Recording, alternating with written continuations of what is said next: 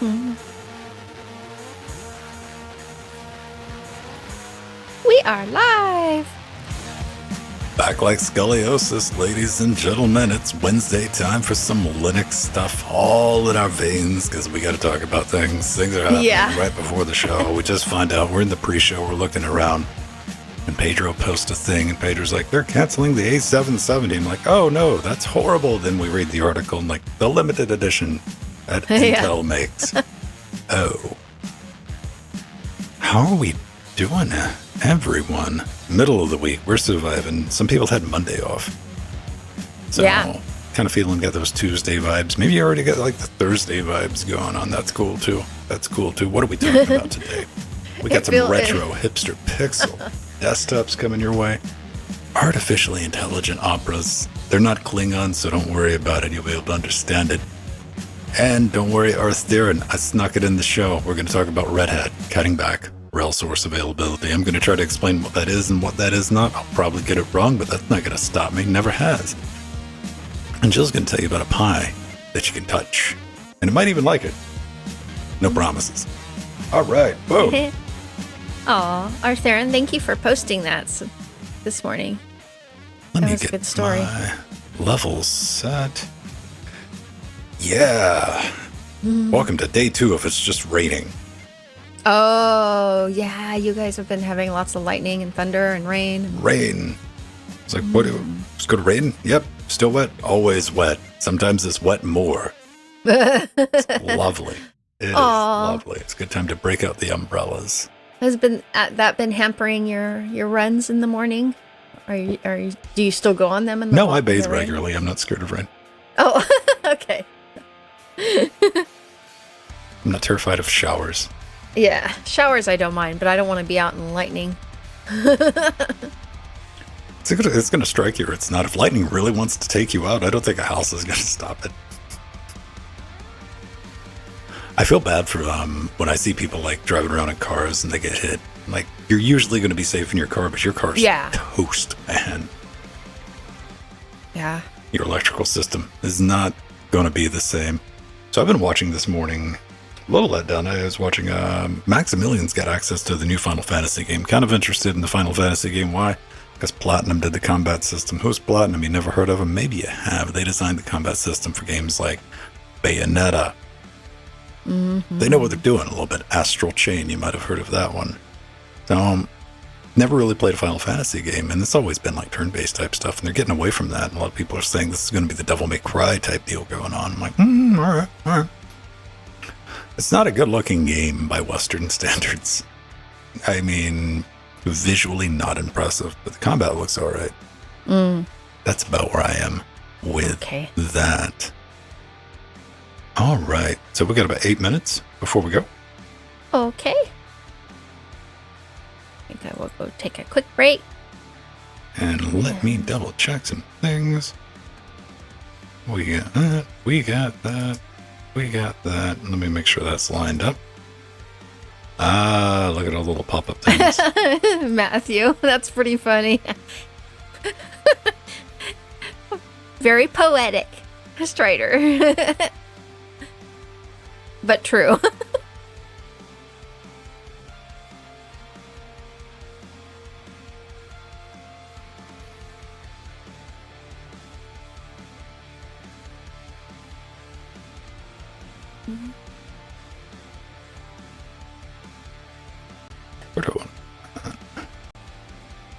There we go. All right. So that's there. That's there. Yeah, so we all saw that, right? RIP. Clickbaity ass headline.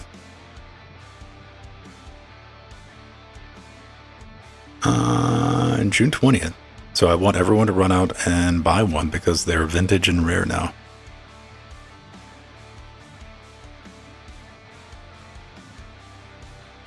Thanks, Hardware Karen.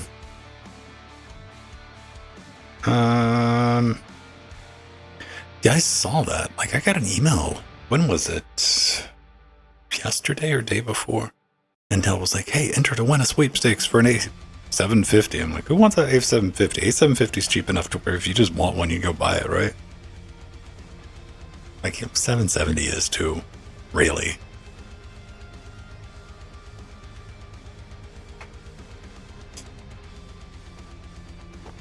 They're not expensive, like $300.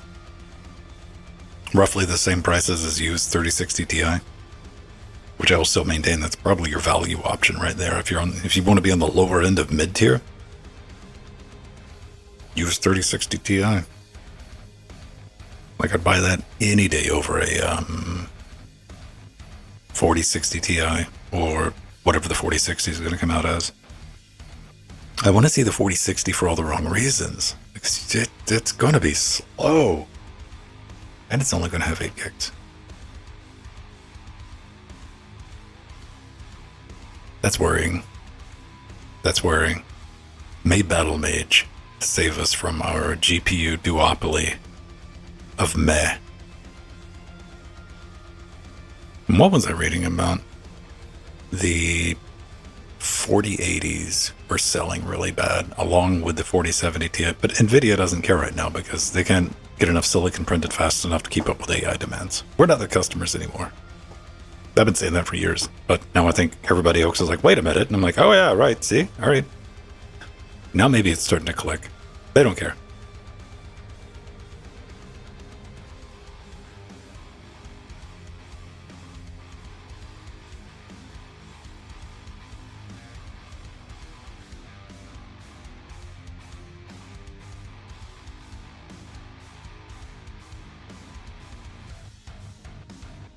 But no reason to get down. One thing we've learned the past couple of years is our ability to just sit back and wait. Do you really need to upgrade anything right now? Probably not. Would it be nice to have some compelling options? Maybe not even something you're going to run out and buy right now, but the GPU compelling, something that's aspirational, right? Something you could look at and be like, you know what? In a couple of months, maybe I'm going to save up and get one. Something to look forward to. Some people would like to deny you that joy, like Strider. But he's a miserable human being. Still love him, but that's how he operates. Hello, Biatko.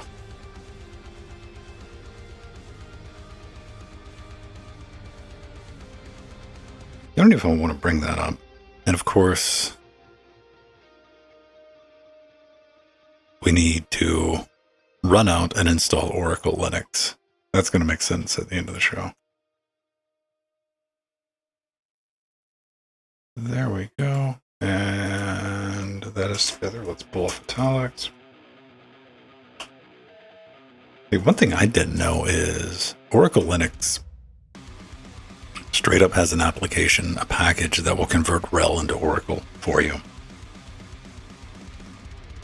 And if you're running Oracle right now at work, and I know some of you are, because management said it's like 40 cents cheaper than RHEL, you're in danger. Like, that's not bugga bugga. You're in danger right now.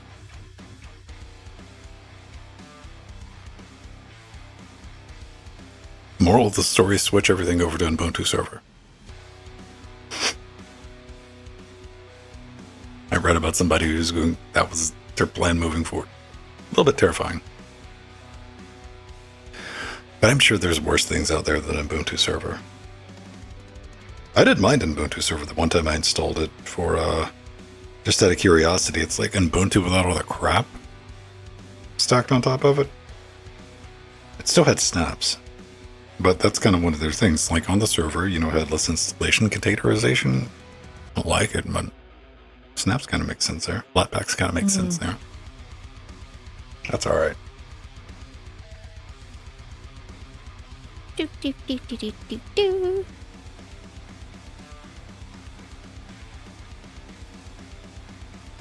Gotta wind up. Let me see. What you got going on, Jill? What's up? Oh, I'm looking. I'm a little distracted because I'm looking at the Next Fest because I was downloaded a lot of demos, but I did that on another computer and they're not showing up here because I wanted to talk about them. some of my favorite games, and I'm not remembering the names of the demos I downloaded. I found a couple of them. I posted them in Discord a couple of days ago. Ollie Frog, Demonic Supremacy, and Motor Doom and Stunt Derby all look kind of fun. Ollie Frog. Yeah. Yeah, we talked about that one yesterday. Like, Ollie Frog was... Skateburb wasn't a good game. Oh, yeah. Skateburb was a cute game. It wasn't a fun game. It wasn't. It had like simulation skating mechanics. And like, you don't want to have simulation skating mechanics in your goofy little bird game that you want to, like, oh, look, it's Bird. Let's do some cool tricks. It's like, no, this is realistic. Like, that's dumb. Not an uncommon opinion if you read the reviews of the game. This, however, Ollie Frog is Tony Hawk. Let's have some fun. Let's do some crazy tricks. But you're a little frog. Yeah, very cute. And the mechanics are pretty good on it? They're fun. Oh, okay. I can't wait to play that with that one. That's like one thing I like to look for in a game. Like, oh, look, this is fun. I don't feel like I'm having to work here to keep my frog on the board. I'm like, oh, look, I can do tricks. So that's going to be interesting. Plus, you can spend hours upon hours customizing your frog. Because, of course, that's an entire section at the beginning of the game. Cool. Oh, Colorblind was one of the name. That was the name of one of the ones I really enjoyed that I've had on my wish list for a while. When they made the announcement, it's a first-person puzzler, and it's a black and white, very kind of industrial world, and you've got to match the get the color cubes to go to the next map, and of course you have to go through some puzzles to do that. And it's just well done. It's very well done. So they have a demo up?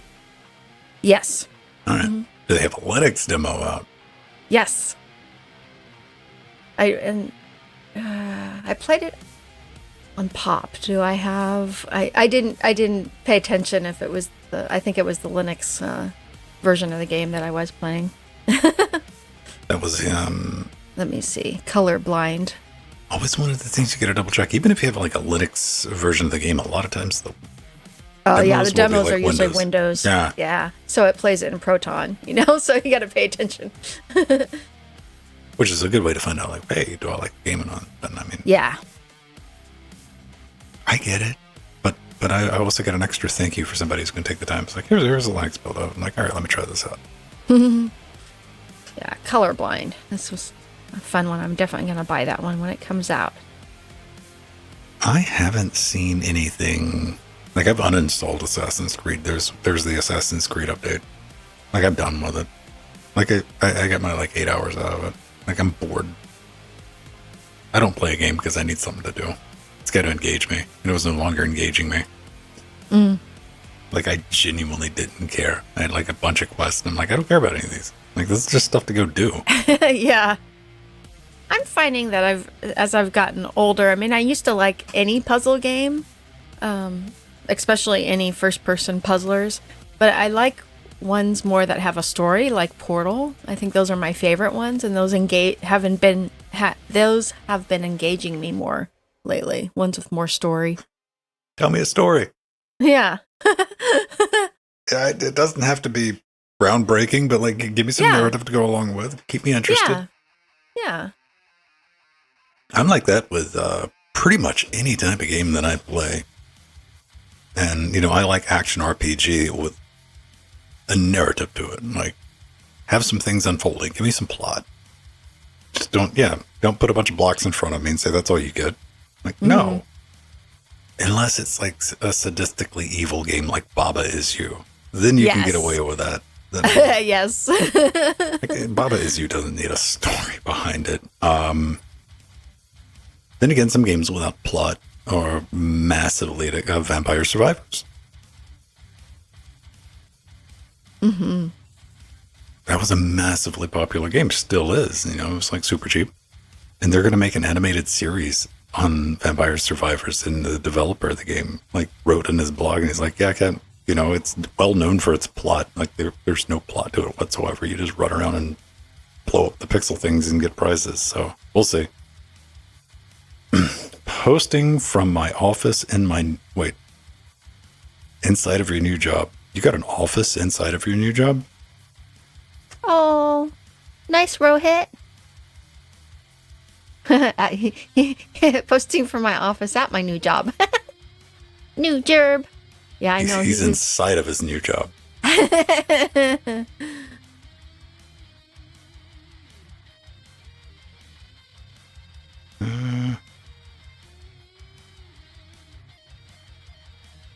Yeah, I kind of remember you posting that in Discord. Yeah, Ubisoft announced yesterday, I think it was yesterday, that they really don't like money. And they did the most Ubisoft thing ever, the Star Wars Outlaw and the other game, the Avatar game. They are going to be released exclusively on the Ubisoft store at launch. Yes, I know. Joy. So for all of us, that means hopefully most of the bugs will be worked out while they're in Ubisoft Early Access. And when they come to Steam, it'll be like 10-20% off. Yeah, so there's the positive. And then, Jill, I was thinking about you when I posted that Moog is sold out. Oh, yeah. I know. I needed to go look at that. Yeah. Oh, I got my pineapple today since I had the palm tree the last few weeks.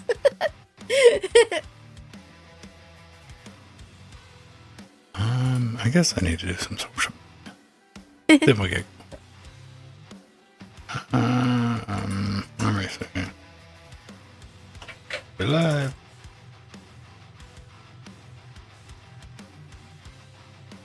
There we go. And yeah, I'm just going to avoid Ubisoft games just because I'm less than impressed by their. And I say avoid. I'm not going to actively buy any new. The code quality of an Ubisoft title is abysmal. Very bloated. Very barely works. Yeah.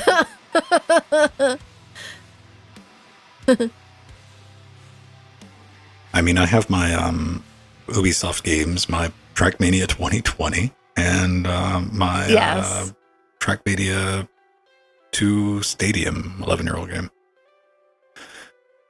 Those are the only ones of Ubisoft that And I'm still I have installed right now. Jaw to the floor at like the performance issues in Trackmania 2020, which has been out for 2 years. I know. It's been out for 2 years. It's the newer game. Come on.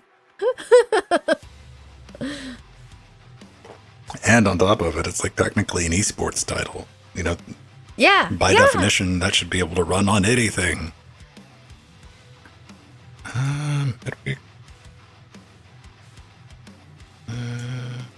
Athletics, noises, live. How do I do That's this? so true, Scott. They spend a lot of money on R&D.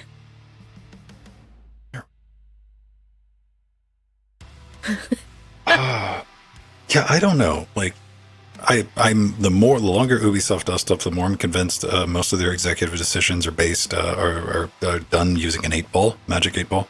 It's baffling some of the stuff Ubisoft does. I'm like, on top of all their other problems, right? On top of everything else. So it is perplexing.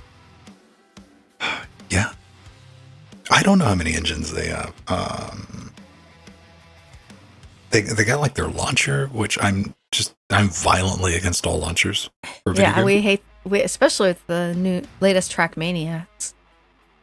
I hate that launcher. That is well, that's Ubisoft Connect. With any Ubisoft title All of on its Steam, stuff. you got to deal with like the Ubisoft Connect. What value does that provide? None.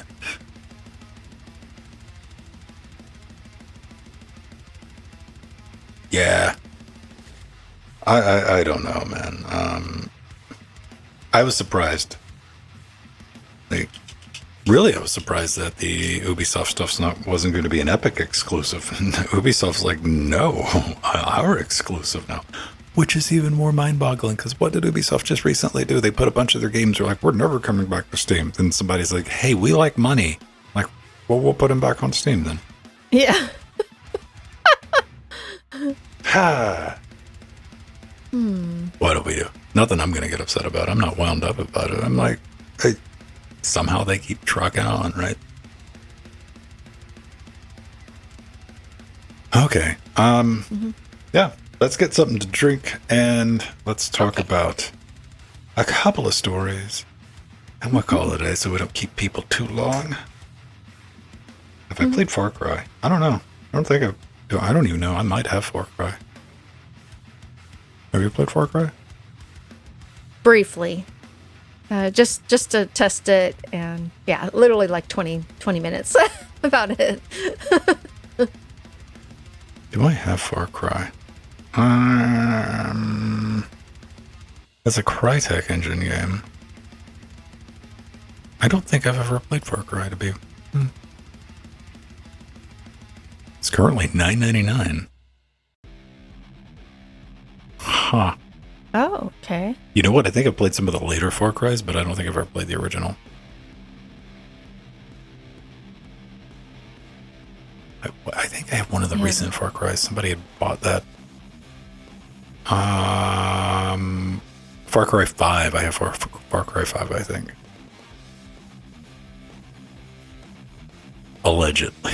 Allegedly. Yeah, I think. All right. Sorry. I'm only like 25% as psychic as people think I am, Strider. So thank you for clearing that up.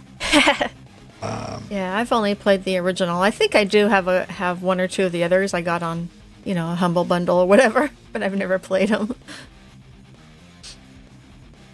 You can get the Far Cry bundle right now for $247. It's 10% off of 10%.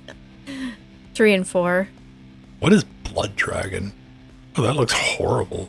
Far Cry 3 Blood Dragon, the kick-ass cyber shooter. Ooh, 80s vision to the future.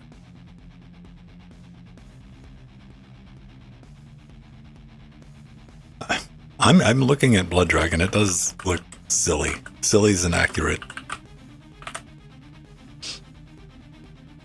It's got that neon scent looking. Yeah, definitely. That's okay. It's.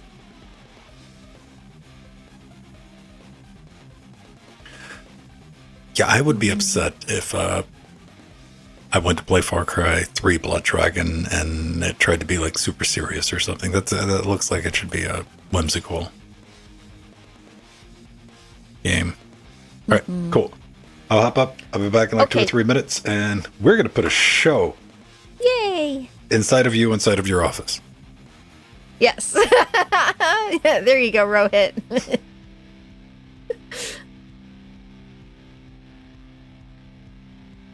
Oh, Biatko said Blood Dragon is good. It really takes.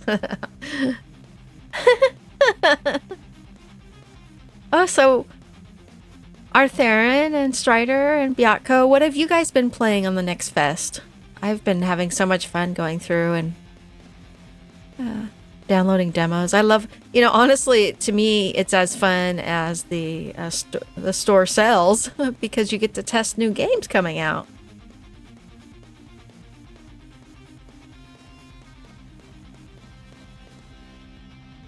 Had no time. Yeah.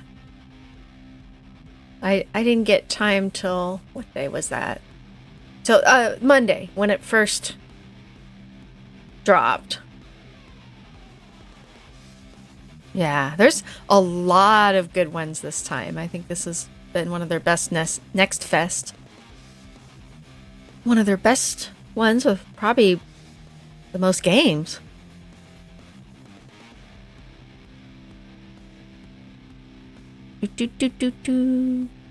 I need to Download. I am a caterpillar, and I got to download Adventures of Steve the Cat.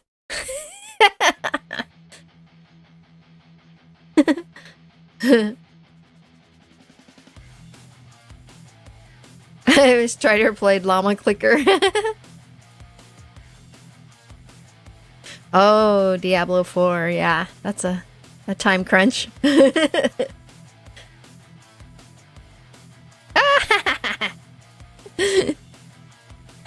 No, I guess Strider didn't play Llama Clicker.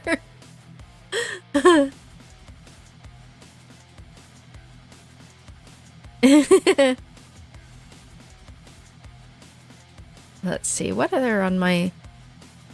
I was playing the Master's Pupil. That's a fun 2.5D scroller. Oh, The Last of Us. I will have to pick that game up. Actually, I think honestly, I think it came with one of the GPUs I just bought. Better redeem that code. Yeah.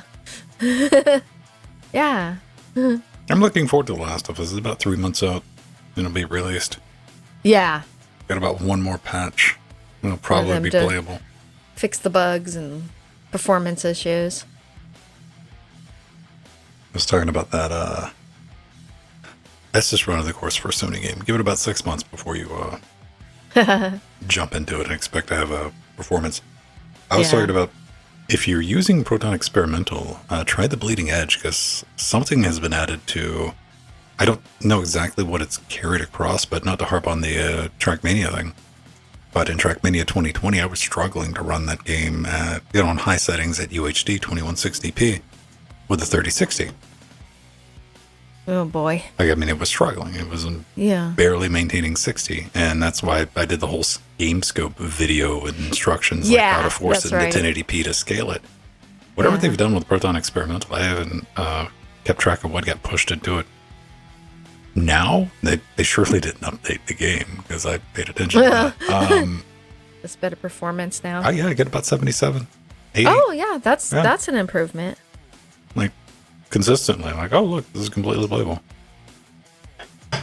I learned that because I had to blow away my Steam installation because they messed up the UI scaling. Don't enable... Oh, yeah. Do not enable GPU. If you're on NVIDIA, maybe even on AMD. Don't enable it. Yeah. GPU video acceleration in the options, it will knacker things. Yeah, it tanks it.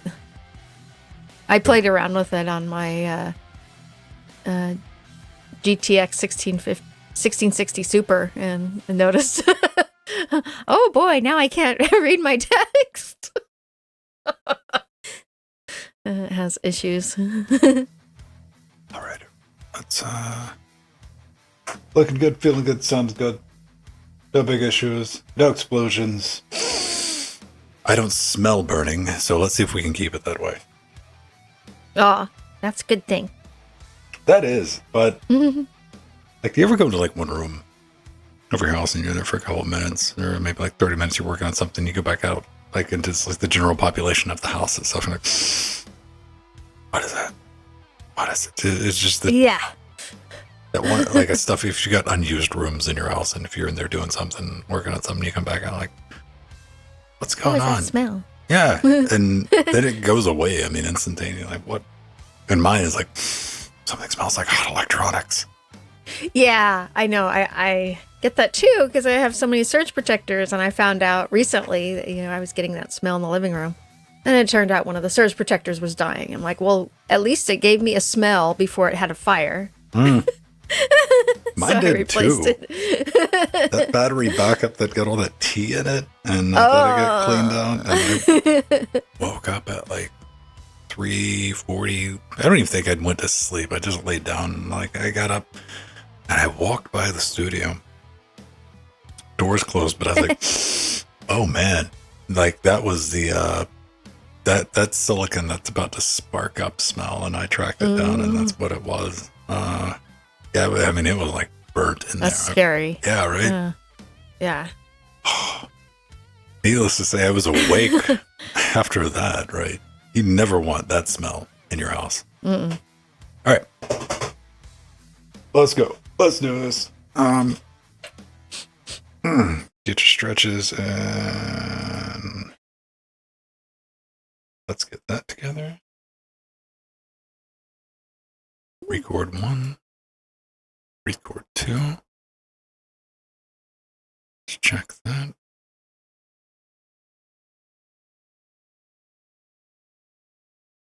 Did that work? Hey, that worked. Yay. Ladies and gentlemen, let's do episode 380. Where's my motorcycle guy at? Come on. Come on. Oh, yeah. This is about the time. Usually at the beginning of the show. The absolute worst time. This has been since we started doing the show because it's when the kids are coming home on the school buses, so you get all the whatever. Here we go. Hey everyone, welcome back to Linux Weekly, daily Wednesdays where we sit back, relax, take that midweek break, talk about some of the fun things going on in the world of open source and Linux, anything that's tangent related. I'm Vince Stone. Mm-hmm. That is Joe Bryan, everybody watching us live on Twitch. Wrapping up a little bit of a pre-show, talking about games needing stories in order to be fun. Yeah. That maybe we've just evolved past, hey, here's thing, do thing, Jill was giving the example of a puzzle game. You got to give me a puzzle and pull some Alex. Pull some Alex. It's kind of keep me interested. But even before that, we saw this. I saw Pedro posted this at our Discord. I sure did. Which, just by the headline, what type of JavaScript nonsense do you guys have going on, PC Pro? Look at that jump. Try to scroll. There we go. Oh, boy. Just by this headline, we saw Intel discontinues ARC A770 graphics card. Wow. Immediately, temporary panic followed by yeah, that's Intel. I believe that they completely killed the line, but no. And they said it was limited, so. Right, it really was a limited edition. So what happened is what they've decided is they're no longer going to be producing the ARC A770 graphics card, the Intel branded one that they make. However, it does seem, by all accounts, the silicon is still good. So you're going to be able to get them from Acer and who else did you said you saw one? Was it Gigabyte? ASRock. ASRock, okay. Yeah. They will still be making the A770s. So don't panic. Don't panic. And unless you feel like panicking. Now, yesterday before Trackmania, we do Trackmania on Tuesdays. We do the new maps. You're welcome to join. Have a good time. Scott popped in, and I saw Scott in chat earlier. Scott's like, I'm going to show you people how to race. It's how do I wall ride? It's always a fun time. Yeah, he hasn't played in a very long time. He had a good screenshot. It's it's been 6 months. It's a really sadistically fun game to play with a group of people. And we got a good group if you want to come hang out. Do. But Jill was like, you don't have any of your lights on, Vin. I've been looking at light. I don't have. They got them on now. You were playing around with all your lights and you having light USB adventures. So I picked up some new LED strips. Ah. Now, the original ones, your brother had bought. I remember that. Yeah. The very first ones you used in your studio. Still used them, not broke, don't fix, right? Yeah. The problem is they were 12 volt, so they used a little inverter from a wall, and that was feeding. Eventually, those go bad, and when they go bad, they just start feeding back into the electrical line, and you can pick them up and guess what? Audio equipment. Turns out I have some audio equipment in here, Joe. Yes, quite a few, I'd say. So I really can use them, and technology has evolved, and you can get very super cheap 5-volt LED strips now. I think I paid $8 for a roll. How long was this? 12 foot or something like that? 32.8 foot. Oh, wow. Okay. Even better than I thought.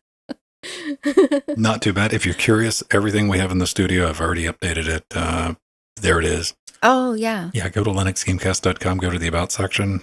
You don't buy it on Amazon, buy it on wherever you want to buy stuff. But if you're just got that curious, that you can find it yourself because everything is, GOTUS. But Here's the thing. I'm not going to tell you to buy Godis either because this is like one of a billion. It's the Amazon Yeah. thing, right? Like there's Yeah, 90 absolutely. companies with this exact same packaging. Yes. But if you're looking for it, it's like $8. It works. It's got the sticky stuff, and It's got sound activation too. I see by the remote. it does, and that confused me to no ends, Jill. Because Yeah, I bet. the first thing I did before pulling anything out was like I plugged it up, hooked it up, and I'm like, blink. And I was walking around doing something because I think I had it out in the kitchen, and it was like, what's going on? Then I start tapping thing. I'm like, the music thing. Mm-hmm. And that's what it was. So needless to say, we'll never be using that function. And yeah, there you go. Also picked up a box of, you can never have too many. And I had to search for these. I was talking to Pedro about USB wall plugs, right? You just need these in the modern life. You got to have them. You don't know, they're kind of like PC power supply cables, where you got one, you put one of those cables into a closet. 6 months later, you got like 9 of them. Uh-huh. Yes. I don't know why, but I probably have like 20 power supply cables for computers, much like that USB wall chargers. Probably got like 15 or 20, but I wanted some with 2 on it. And the problem with the 2, they're all made for like wall sockets, so they're wide. Oh, yeah. Because your plugs are stacked like that.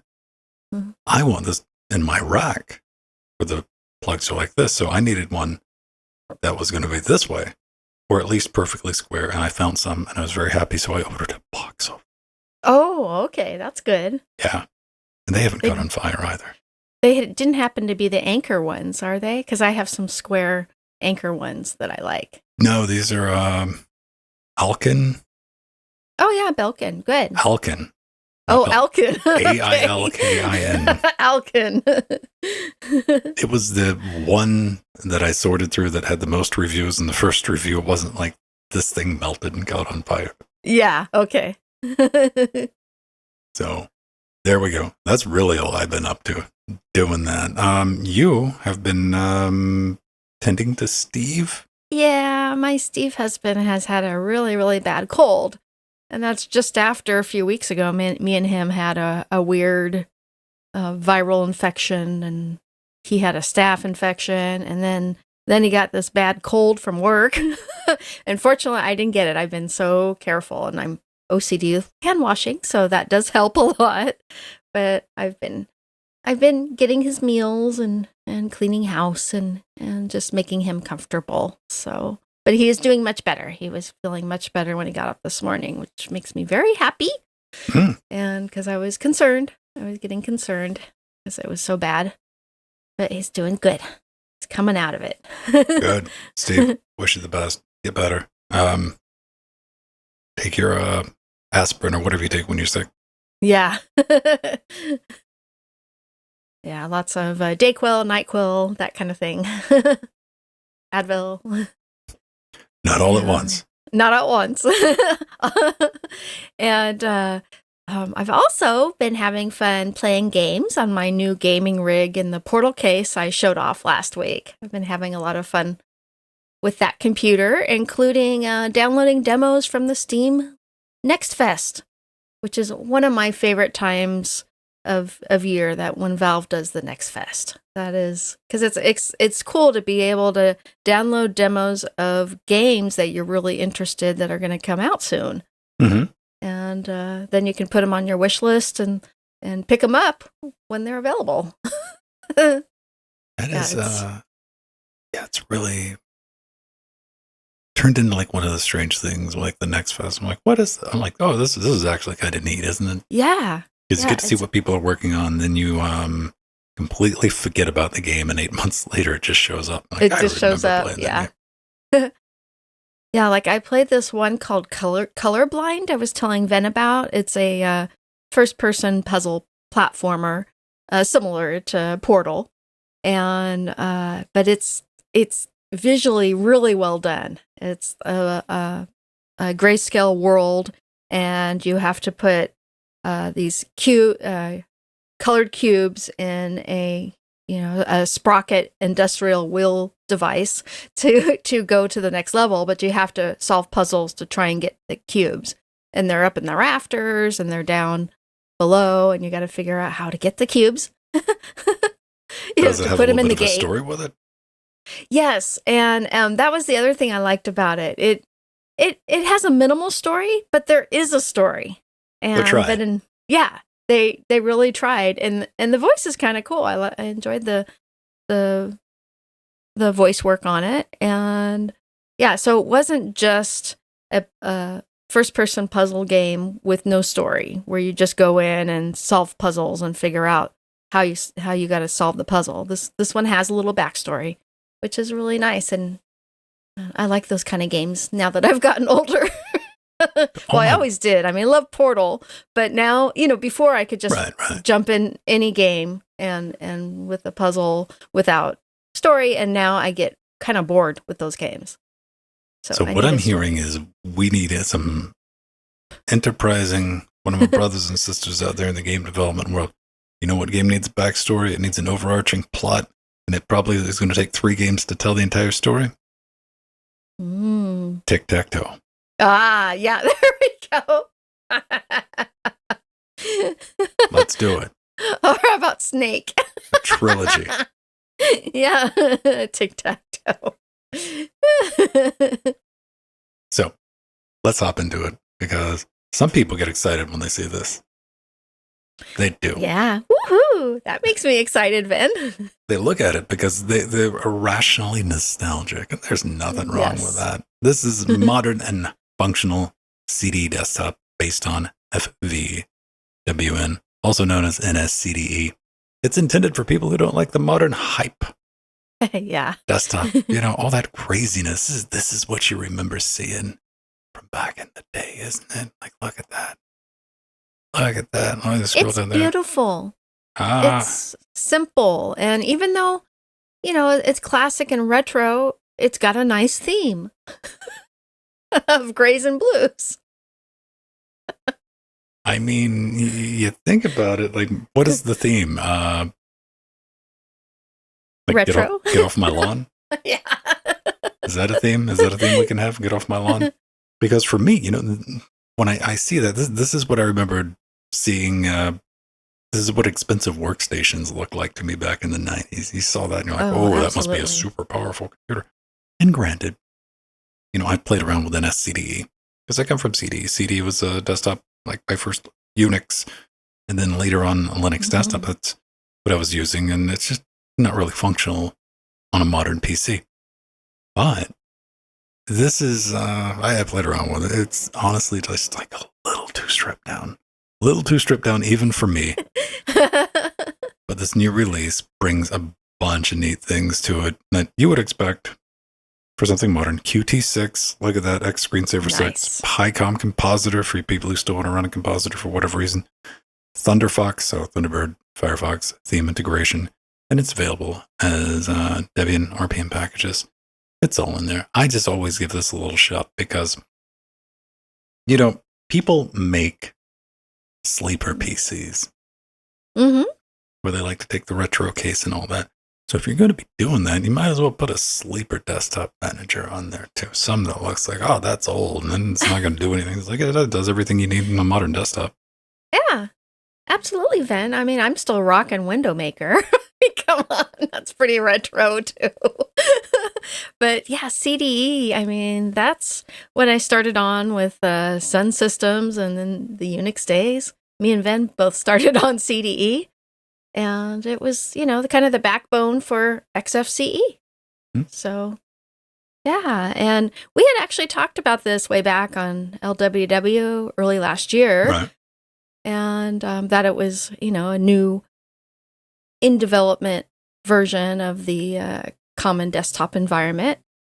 And I was excited about it then, and it's nice to see it getting so many great updates. This is really positive. You got to work on it. And there's something to be said about, we figured out how to make the desktop environment functional almost 30 years ago.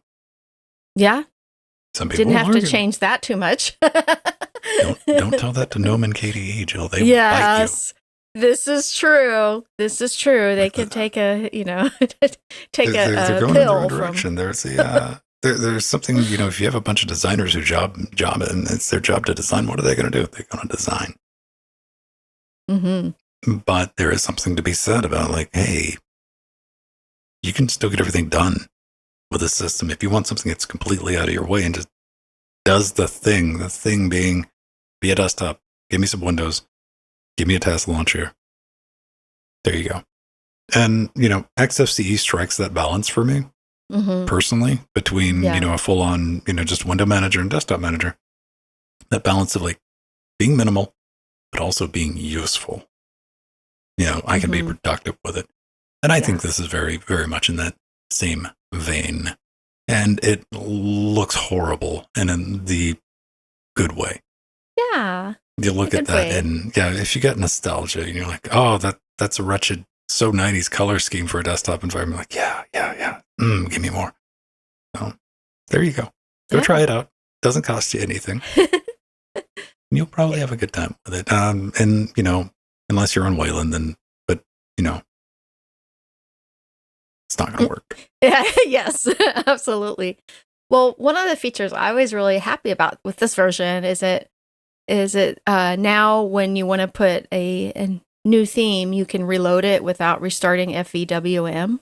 So that was an issue. You had to keep reloading FEWM. And that's been fixed. And there's even more themes now. And there's been just lots of X11 integration improvements, which is always solid. And they've done a great job with updates and keeping this project active. Thank you. That's awesome. That's good. And, don't be afraid. When you got something like this, you're eventually going to be like, it's done. Yeah. Which there's nothing wrong with that. The idea that you constantly have to add new features and scope creep and everything else. I'm like, no, I built the thing that I want to build and it works the way I want it to work. I'm good. This project's good. I can respect that. Yeah. But some of these creature comforts, it's really good to see. Now, Jill, the last thing I was thinking about the other day was artificial intelligence in a browser. But Jill said, we're having none of that. You need to think about it. Here's Opera, and it's got AI built into it now for reasons. Yeah. So let's revisit one of my favorite web browsers from the past. It runs great on Linux and has, as Ven was stating, a very intriguing update.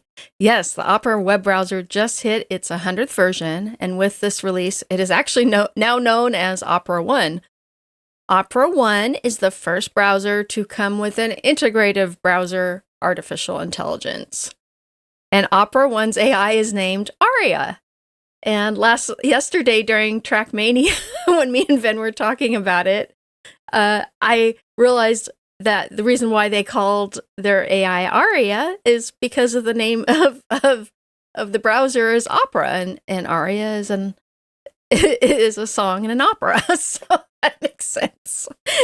Anyways, Aria can be easily reached from a new command line by typing Control +/ and asking your question, or you can use the browser sidebar button that opens an AI conversation panel beside your web content, and you can punch in your prompt or question there. And it offers free access to Chat, GPT, and other AI services, along with up-to-date information from the web. But there is a catch. You do have to create an Opera account to access the AI features. Yes. But that does seem reasonable, honestly, because right now you have to create accounts to access most of these systems in the first place. So at least it's Opera and not Microsoft. Oh, so that's a really good thing. Yeah, on Microsoft Edge, you have to have a Microsoft account to use their AI features. So, Ven, what did you think of the Opera browser? Downloaded it, played around with it. That's what I think about it. Now, how do you get it? How do you get your hands on it? First off, I want to give a big shout out to the Opera Aria mascot. I thought that was inspired choice. Oh, there we go. Easy enough joke to make. Had to be made. How do you download it? What do you get? You get a Debian, you get a Flatpak, and you get a Snap. So all your bases are covered right there. Mm-hmm. Not a problem. Debian package, out of the box, good idea. I wish more would do it. Gives you a nice incursive screen with a yes or no. It's like, hey, do you just want us to add this to your repo? Your app.sources? And I'm like, no. Thank you. It's about 300 megs installed. Integration, what do you got? You got Aria, you got ChatGPT, and ChatSonic are all options. And the little sidebar. Mm-hmm. 7 messengers, Facebook, WhatsApp, Telegram, InstaTalk, Twitter, and the like. That's another Chromium-based browser, though. That's what you got. It runs on Debian 12. If you need yet another Chromium browser, that pretty much is another Chromium browser. But now this one's got a sidebar with access to its own AI thing. Mm-hmm. Yeah, it's really convenient. That you need to sign up for.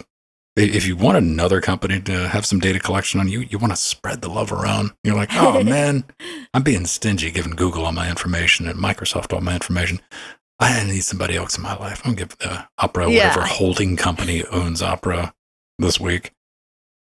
Mm-hmm. Give them the information. I tried and I browsed around with it. My whole takeaway is, and I've said the same thing about Vivaldi, and to a lesser extent Brave, but Brave is guilty of it. There's too much whiz-bang nonsense that I don't need the browser. What do I want a browser to browse? That's what I want a browser to do. Yeah. I want it to render web pages. What about no? And I've had this complaint going all the way back to the 90s with Netscape Communicator. That's what killed that. Like, I want a web browser. Like, oh, how about email? No, how about a WYSIWYG HTML? No, I don't. I want a web. No, come on. Why is this thing so bloated and slow? Yeah. Just give me a web browser. That's all I want. I personally like the sidebar. I have that made me happy in the Netscape days. So I'm happy we have the likes of, Opera and Vivaldi that have the sidebar to access the bookmarks and the history. That's what I like to use it for. And I do like speed dial. Opera introduced a speed dial on your homepage, which I really like. I don't even know what that is. That's where on your page you have the boxes of short links to other websites, and it's just kind of organized. See, the only reason nicely. I like that because that's an easy way to bust people when you're over at their house. You just open a new tab and see what they've been up to real quick. Yeah. All right, I see what you've been looking at. But yeah, so I tested Opera on Pop! OS, and what was nice is I was gonna go and download the Linux install, and then I realized I didn't need to because it was already in the Pop! OS repros from yesterday. So when it came out. So that was really nice. And it's a really fast and zippy Chrome browser, despite all the sidebar and all the Imagine how much faster it could be. Yeah. But it's pretty fast. And honestly, I've used Opera on and off for years. I used to use it a lot more, but now sometimes I've actually even used it to use Jitsi with, because it's really good with Jitsi or WebRTC. So, I say go out there and have fun with it and have fun playing with the AI. I think that's very innovative. A lot of the other, including my favorite browser, which is Firefox, you have to install a extension to have access to ChatGPT within the browser. But this you don't have to. It's already there for you. I could just open up my Bard tab. Yeah, I know. Yeah, I do that too. Yes. Like, oh, look, I have AI in the browser. Or you can just go to bing.com if you want some AI in the browser too. Yes. Exactly. Microsoft Edge. But yeah, it's nice. It's nice to hit Control / and query ChatGPT. Isn't that a difficult thing to put in the show notes? Control +/ Yeah, it is. No, not on Linux. It isn't. No. When you're writing it down, so I hit Control then plus. I'm like, no. Oh yeah, I know. That's always been. When I used to write that, when you had to use multiple commands, I would say, Alt and F4 instead of saying Alt plus, because people sometimes like. Well, when you're dealing with as somebody who writes technical documentation, anytime you're in a browser or anything Chromium based, if you're doing Control, never use the plus icon after that. because all that's going Yeah. to do is enlarge everything. Enlarge, zoom, and yeah. Something to keep in mind. Now, what you might be here for is furthering the evolution of CentOS Stream. That's right. IBM, Big Blue, and Red Hat has some interesting news for you. So, what you might not know, as before CentOS Stream, Red Hat pushed public sources for RHEL. GetCentOS.org. So, press announcement, CentOS is no longer being built downstream of RHEL. They don't want to do this separate and maintain redundant repositories. According to them, no one shoot me here. So the latest source code is going to be available via CentOS Stream. That's what you're going to get. Now, CentOS Stream's not RHEL. It's not Red Hat Enterprise Linux. That's unfortunate. And that's not what you need to build your Rockies or your Almas and Oracle. Also Oracle, keep that in mind. So your RHEL sources, they're going to be available, but only via the customer partner portal. Right? Yeah. So this way, Red Hat can minimally perform their duties, legally or whatever you want to call it, under the GPL by providing the source only to subscribers. They can get away with that. That's the thing. Does that leave a bad taste in people's mouths? Absolutely. Now, I saw this post on Hacker News earlier this morning. I was like, well, couldn't like Rocky or Alma, they just get like a subscription to get the source code? Right? Yeah. They could do that. Yeah. Wrong. Oh. Not according to section 1.2G of the product appendix 1 from Red Hat, which is this guy right here. I did reporting, everyone. I know, be shocked. And using subscription services in connection with any redistribution of software, using subscription services to support or maintain any non-Red Hat software products without purchasing subscription service for each such instance. Who's this aimed at? Is IBM. Is IBM trying to take down Rocky? Is IBM trying to take down Alma? No, they're not. That said, IBM is absolutely 100%. This is laser targeted at Oracle. Oracle's Enterprise Linux, which is RHEL with the serial numbers filed off. There's even a tool inside that Oracle makes that will convert a RHEL instance into an Oracle instance. So if you're sitting at your job right now and you lost the argument with management and they went with Oracle Linux, you know the Ralph Wiggum thing in the back of the bus, Chuckles, I'm in danger. You are. Yeah. You are going to have problems in your life. Now, again, how does this affect Rocky? How does this affect all? I don't know. I really don't know. If any of our Red Hat employees would like to come back on the show, which has happened in the past, and maybe explain this out, love to have it. Same way with anybody from Rocky Linux working with that project or Alma Linux to help me suss this out. But it does look like it's like putting the spike, what do you call it? The stick into the spokes. Yeah. With all of these projects. Nail in the coffin. I don't think it's going to be a nail in the coffin. No, it isn't. I don't. But I don't know how exactly this is going to affect. Yeah, how it's going to pan out. Rocky Linux. And no one wants CentOS Stream. They don't. No one was asking for that. And with Rocky Linux and Alma Linux being built from RHEL sources and Red Hat saying, we just don't want to maintain that anymore. We were doing it. We're just being nice. And again, I don't think this was aimed at them. I think this was aimed squarely at Oracle. And it's like, but we got these leeches over here, Oracle. Yeah. That are, and this is putting a kibosh on that. And for those of you, I got my mouth shut. Like when IBM bought Red Hat, we had someone on the show from Red Hat come on weekly daily Wednesdays, myself, Jordan, and we talked about like, hey, what's going on? I just kept my mouth shut. But, IBM's like, we're going to be very hands-off. IBM doesn't know how to be hands-off. It's not in their corporate DNA. Show me an example of IBM being hands-off for any amount of time. Just one. That's all I want. Because I know you can. So things like this are going to happen. Things like this are going to change. They're going to do cutbacks. They're going to do restructuring. The Fedora Project's community leader, that position is gone now. Yeah, yeah. Well, I do think it's, really good for them to unify the code. It makes it easier for them to maintain, and that's understandable. And, when the CentOS stream, when they started, was it like a year and a half ago? Well, to be now? very clear, they're still maintaining Yeah. that. It's just not publicly available. Yeah. It is to their subscribers. So that's how you can get a hold. They're putting it behind a wall. Going, you can't just publicly get it. You gotta have a subscription. The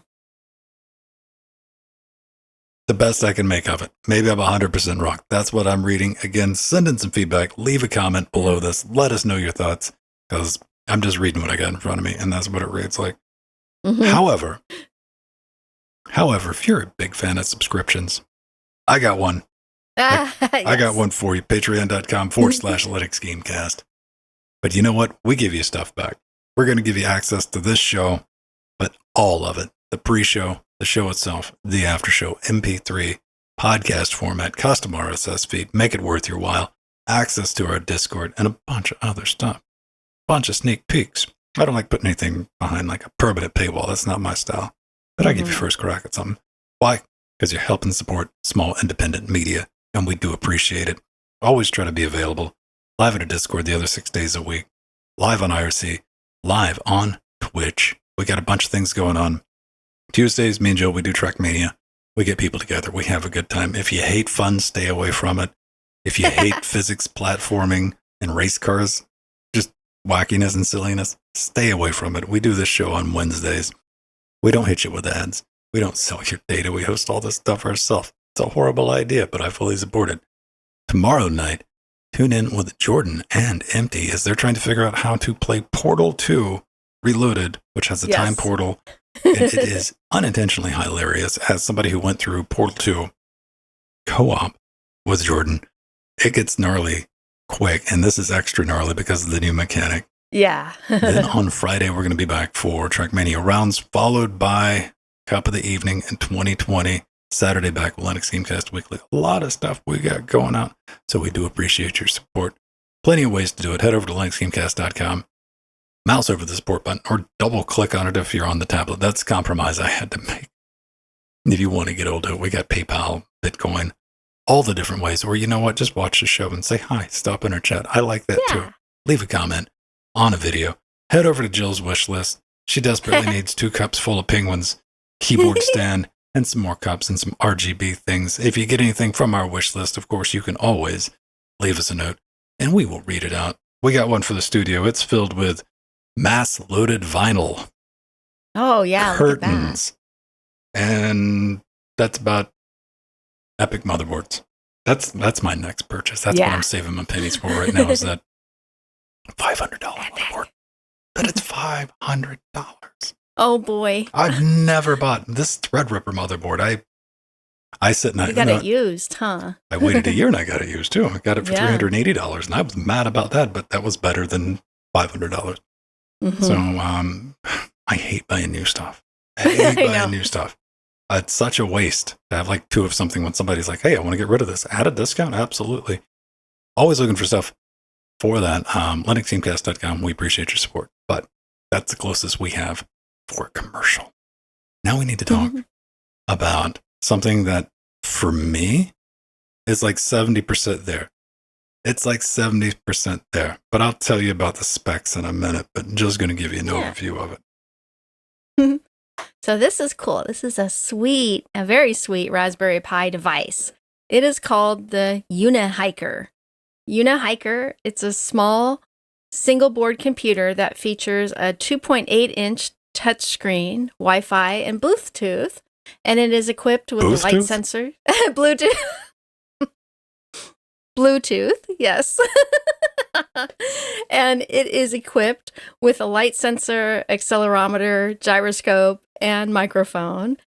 And it has a built-in coprocessor and is able to communicate with various analog and digital sensors and actuators. And it is really cool because it offers actually an innovative development experience for learning, coding, and creating. And it comes with Debian Linux, and many programming apps are already pre-installed. And it features a built-in Jupyter Notebook browser-based programming environment, which allows developers to program the single board computer using a smartphone or tablet, which is really cool and really forward-thinking. And the integrated Ping Pong control library allows developers to directly control UniHiker's built-in sensors and hundreds of connected sensors and actuators using Python. And it's actually available at dfrobot.com on their site right now for $79.90. And I was really impressed by this. They didn't just make a Raspberry Pi, put a screen on it, and are selling it. They're actually thinking, more forward about the programming. Like a built-in ecosystem. Got nice little stored and giving you all the sensors and things that you need. And I was excited about this. I was looking at it. I'm like, all right, this is pretty neat. Then I get down to the specs. All right, $79, as Joe pointed out, with a screen. What do you get? Quad-core ARM Cortex 835. You know what? That's not bad. That's not bad. I'm like, all right. 16 gigs of flash eMMC. Neat. Got something to install too. It's got Wi-Fi and the blue booths. Also neat. Always looking for that. Yes. Then we get to the one thing where I go, boo earns 512 megs of RAM. I know. I was a little surprised about that. However, this is like not meant as a desktop device. Yeah, and let's be perfectly honest. I can run a full-on Nginx SQL backend plus whatever the Trackmania server is, plus a Jitsi server on that, and still keep it under a gig. So, I mean, for a single-use application, 2.8-inch, 240 by 320 touchscreen, you get a light sensor, accelerometer, no barometer, so you're not going to be out in your backyard barometering things, unfortunately. Pretty cool. Yeah. Pretty cool for what you get. I wish there was one that had, okay, here's the two things I want. Bigger, higher res touchscreen. Give me like a 720p touchscreen. Yeah, it's 320 by 240 currently. So, I mean, you can do some big chunky text, what you would need for like sensors and things like that to kind of tell you what's going on. But yeah, give me a 720p screen, the size I can live with. Give me 4 gigs of RAM and I'll give you $129 for it. How about that? 4 gigs would be great. I think 4 gigs would be usable. Yeah. I'd rather 32, possibly 1 terabyte. However, I'm willing to make concessions. How long do you think? Okay, how many years away are we? How many years away are we from a single board computer shipping that, say, for under $1,000 with 512 gigs of memory on it? Not that far. I don't think we're that far, actually. You can already buy single board computers that have a lot more RAM. You're just going to pay a lot of money. Well, the architectures right now are pretty much locked into maxing out at 32 gigs. 32, yeah, 32. But I think that with RISC-V, it's probably going to change. Maybe. I was about to say based on what wishes. Yeah. I can get behind wishes.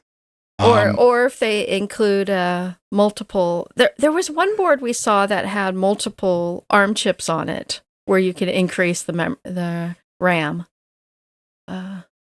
That would work. Well, if we would basically ever get some type of dual processors or triple processors. Well, unlike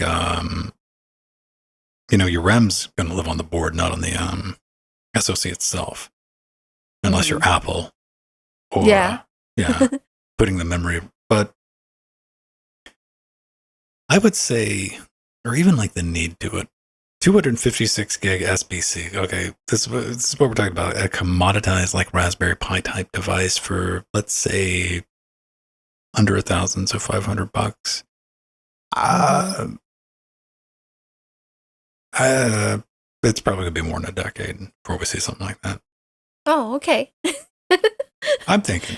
Is there the need for it? No, that's my big driving factor, right? Yeah, just for the industrial market, absolutely. But for consumer market, no. Well, when I think about industrial, I think about less memory. Yeah, because they're, very, very targeted processors for certain tasks. So they don't usually need a lot of memory. Like, what do you do? I do this one thing and I do it pretty well. Also, I have like 50 of them in a box in case I ever need to replace it. So yeah, cheap, built to a price point. I was thinking more along the lines of AI, with the growth of AI. AI acceleration. Kubernetes and... I don't know what we'd be seeing on the single board computer market, though. Like outside of like even like the Jetson 2s and things like that. We're seeing some very primitive AI processing. I think on SBCs, feel free to correct me if I'm right. Anybody, leave me a comment. But we're in the, look, it kind of works phase right now on single board computers with like what you can do with AI and Whisper it and like at the speed of smell, but it does work compared to compute, GPU, CUDA. You know where I'm going with that. Mm-hmm. So, Unihiker. Go check it out. Unihiker.com/news for $70. You might just want to pick one up to say you have one. Yeah, absolutely. And they're available now. Yeah, you can make a very blurry tricorder out of it. Yeah. With big chunky text. Or not. You know what? I'm not your boss. You do whatever you want. Ladies and gentlemen, we're a little over time, but we had a lot to cover. Thanks for showing up. Thanks for hanging out. We do appreciate it. Come check us out live if you're listening after the fact. It's at 3 p.m. Or you can watch this on our Athletic Themecast Uncut channel about a week later, but we'll put it up a week early for patrons.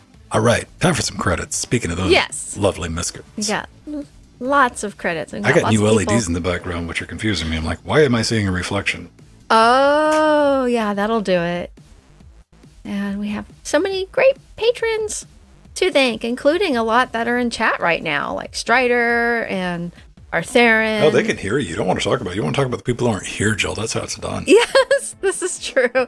Well, we have Empty and Blasphemy, Veritanuda, Nubbin, David, and our Death Notes, Dirty Dean, Dodger. Veritanuda has one of the AR headsets. Oh, yeah, that's right. Yeah, he posted that in chat. Episode 380. Oh.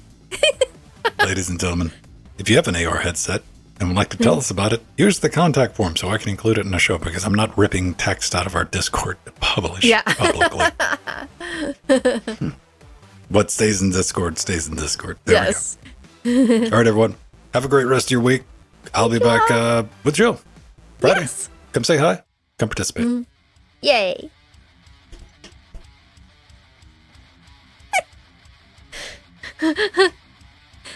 Bluetooth. Oh my god, I couldn't say that word today. I'm telling you, man, it's hot. That's the new standard. Bluetooth 1.0. Bluetooth. Don't ask what all the kids are using. I definitely needed to turn my air conditioner on. I am overheating massively. I have my... You're overheating and mispronouncing words too, but those two are not mutually exclusive. Oh, they're definitely... When I overheat, it's hard to think. You've proven to me on many times that during the middle of winter, you can do that too. This is true. It happens. What do you consider cold? It's almost the perfect temperature right now. It's like 21 degrees C outside. Oh, it's not hot in Torrance. It's just hot in my computer room. What's that like, Joe? Yep. It's not hot in here. Yeah. So I know it's cool outside. Feels good here. Well, I got on it's shorts. not just the temperature, it's also my body. 1,500 watts CPU power.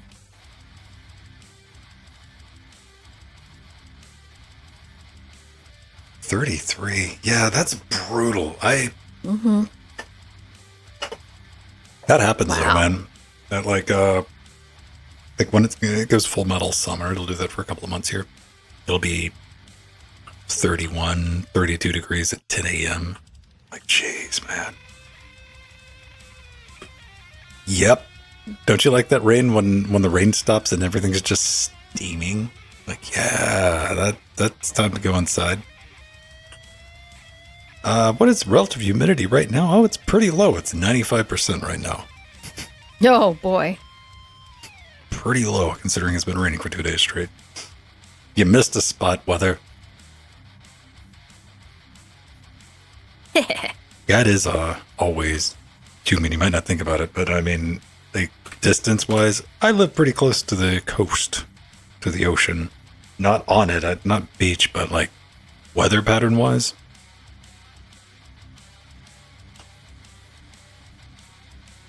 So this area is always soggy-ish. This is a good way to put it. Ah.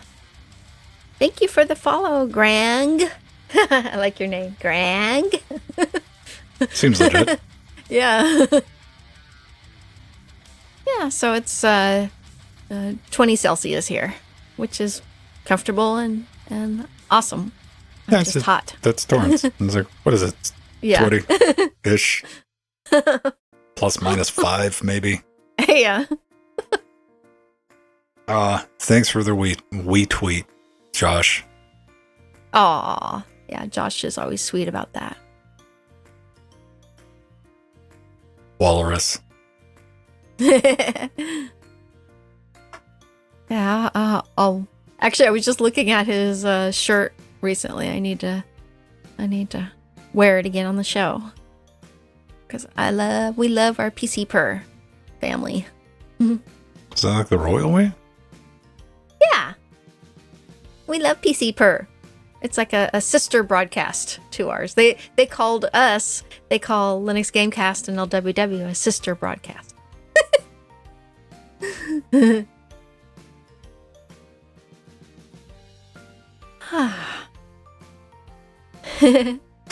Yeah, not on fire. Everything. Did good. Those little USB power bricks are not catching on fire, which is always a bonus thing, right? Very good. No melting. No melting. The LEDs are not falling off the ceiling, which is good. That back, the tape on the back of them was a pain to get off. Wow, yeah. Is it like the stuff that pulls off the paint?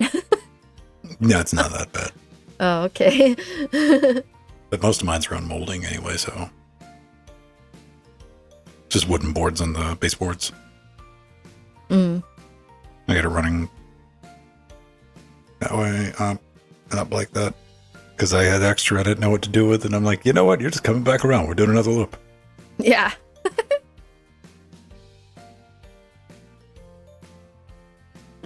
Gotta have all the lights. But here's the downside. They finally have updated. I've gotten lucky with all of the LEDs in this room. They've all been built around using that same controller. So I could use one remote for everything. Oh, yeah, that comes in handy. Yeah. This has got updated technology. So yeah, that's this nice. Remote no longer works. Now it does work. It just doesn't issue the same commands. So I have to use two different remotes now. Oh, okay. Maybe just one, because I dropped that one. Yeah, I'm in the Govee light ecosystem. I love their lights. They're a bit more expensive, but they're very high quality. Govee. Yeah. Govee. But they make the really cool light bars and all that stuff too. That's what my washer is behind me, my wall washer. It's actually. Oh, those little things, yeah.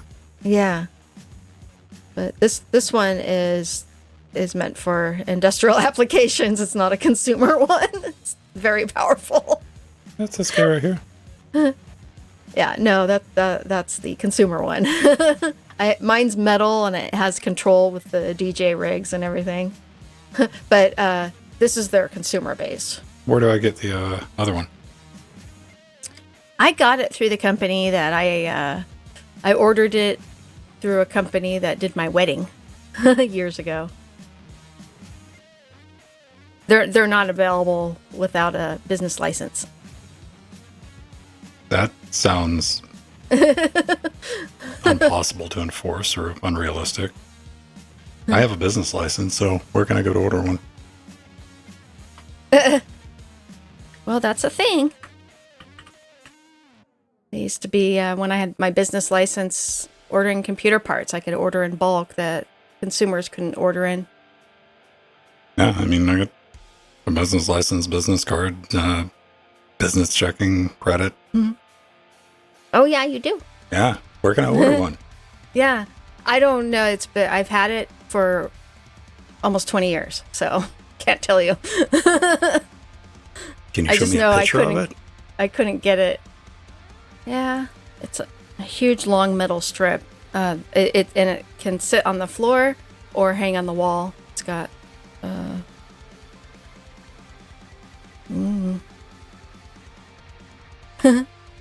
Was it sitting behind you?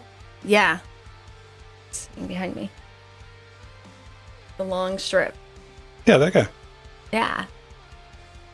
That's different than the one It's on brighter. Amazon? Oh yeah. No, the one on Amazon is literally like a quarter of the brightness. This one can go a lot brighter. This is made, again for like a big hall. It was on the wall of a wedding reception hall. The light was so bright. That's why I wanted it, and it was several $100s at the time. I thought you just recently got that. No, I've had this one for a long time. I just got it out a couple years ago. Now I do have another new one I bought that's just like a consumer one, but this one has all the controls with the DJ equipment and what do you call it? The connection you can use. Programming it. And so we got yard and outdoor. Yeah, it'll work outdoor too. It's indoor, outdoor.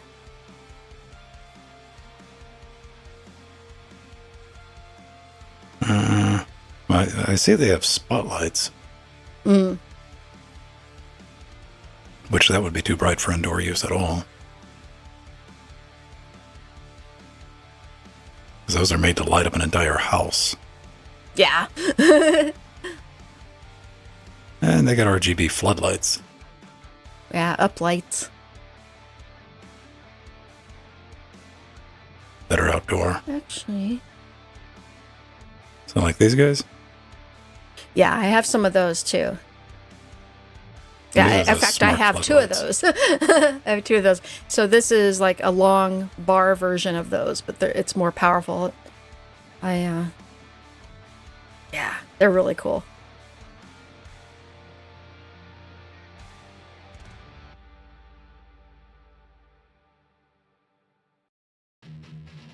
Yeah, there's the entire house. Those are great. Yeah. But the difference is those don't have control with the DJ setups and whatnot. Those are the ones that you have to order separately. Yeah, these work with the app. Yeah, an app, but not hardwired electronics. What do you try to do? Like DMX cabling? It's got it. I can put a series of like 50 on with this one. So they just got a DMX controller. Yeah, DMX. That was I couldn't remember the name of the controller. This was again 20 years ago. I bought this. It's a DMX well, they still control. make. I mean, yeah, that's a standard for any type of theater lighting. Yes, and that's what I was talking about. Like, and The cool thing about DMX cable is DMX cable operates off the same 110 ohm resistance as AES. So if you're ever shopping for industrial AES cable for your audio stuff, oh yeah, that makes sense. You can use DMX cable. Then you realize that Category 5 cable, Cat 5 cable, is also within plus minus 10% of that same 110 ohm resistance, so you just use Cat 5 for everything.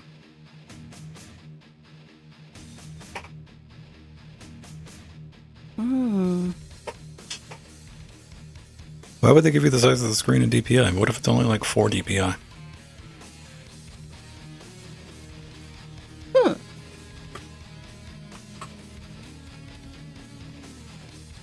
Let me look it up. Trying to find something similar to what this is.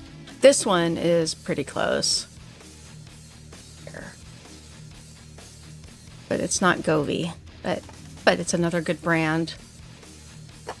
Well, Govee threw me off because when I think about Govee, I've never seen any industrial stuff from Govee. Oh, okay. Yeah, I know what my...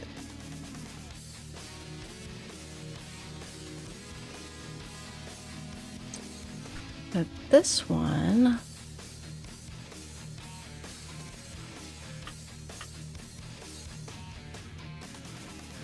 Let's see, 2... Yeah, that's pretty close to this one in power and...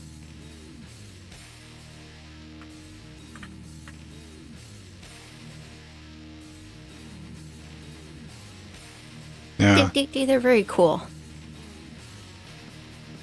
Yeah, I'd be curious to... If you ever get a chance, like, write down who manufactured your light bar back there, though. Okay. Yeah, it said it was Govee, but... Not if it's 20 years old, it's not. Yeah. Govee's only been around since 2017. Oh, okay. Maybe it's the company that used to be Govee. I don't know.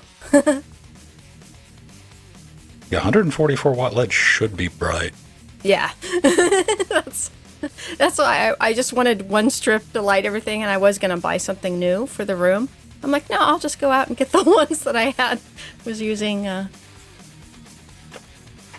my wedding and whatnot. Because I guess, like, if you're, like, even if you're only, like, maybe in your 20s, you're going to be thinking about, like, light wattage is probably a different thing. Like, the idea of a 100 watt bulb sounds maddening. Oh, yeah. Yeah, like, today's LEDs, it's 100 watt LED melt your face off. You think about, like, a 100 watt bulb, and you're like, yeah, I had a couple of those. Yeah. Just house bulbs. You're like, yeah, sure. 65 watt, 70 watt, 100 watt. Didn't think twice about it. Think about how much less power we use, which is also a thing, you know? Well, this one's very hot and it takes a lot of power, so it would probably behoove me to get some new ones. I did get some of those Govee, the square ones you showed. I do have a couple of those as well. Well, that's also like one of the interesting things, like when you think about it, if something that's like LED tech in the past 20 years, you're going to be able to get something a lot brighter that's using a lot less electricity. Yeah, that's true. Something modern. Yeah, 144 watt LED, I wouldn't want to be in the same room as that thing. Mm-hmm. It gets hot. LEDs get hot, period. Yeah, like even your lights. But these ones are really hot. Go ahead and put your hand behind it. Put your fingers behind that bulb when it's in socket. Let's say for 5 minutes. Tell me what it feels like. It's going to feel burning. Yeah. Why? Because your heat sinks are behind LEDs. A lot of people are under the impression that LEDs don't. Oh, they don't put out any heat. Oh, they do. Oh, yeah, they do.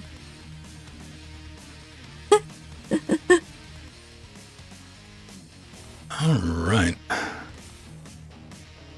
Yeah. I don't know. I think the only crazy thing I still have is I have the original consumer LED bulb that it was like $68 for the bulb. Still works. But it's like this big flower looking thing with 100 and something little individual. Yeah. That's one of the original LEDs ones. in it. It was the first consumer, like it was a novelty thing to buy. You're like, oh, that's kind of funny. Like this will never take off. Guess what? Now you can buy LED bulbs for like less than $1, maybe $1 a piece.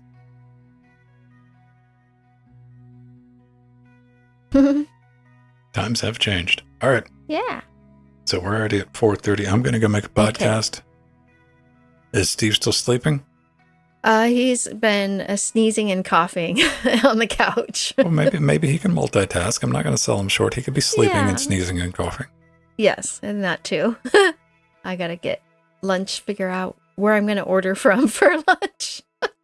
See what he wants. Yeah, I got, I'll think about that in a couple hours. I'll think about that in a couple hours. Everybody, enjoy the rest of your Wednesday. Yeah. Hopefully. And I do hope that you're not stuck in a situation with Oracle Linux. And if you are, you should be in a all-hands-on-deck meeting right now instead of listening to this show live. If you're running Rocky, Oh. if you're running Alma, we'll see what happens. Who knows? Like, I don't. Maybe they'll find a way to make it not affect anything. Nothing but the best. Oh. Tune in tomorrow, though. Jordan and Nipty are going to be back for Portals in time with the time portals, because that's what I don't even understand how it works. It's just fun to watch. 7:30, right back here on Twitch. Till then, everybody, enjoy the rest of whatever part of your Wednesday is still around. Yeah. Bye, everyone. Bye, Rohit. I'm glad you joined us from your new office. Bye, Arthurian. Bye, Strider. Bye, Mir.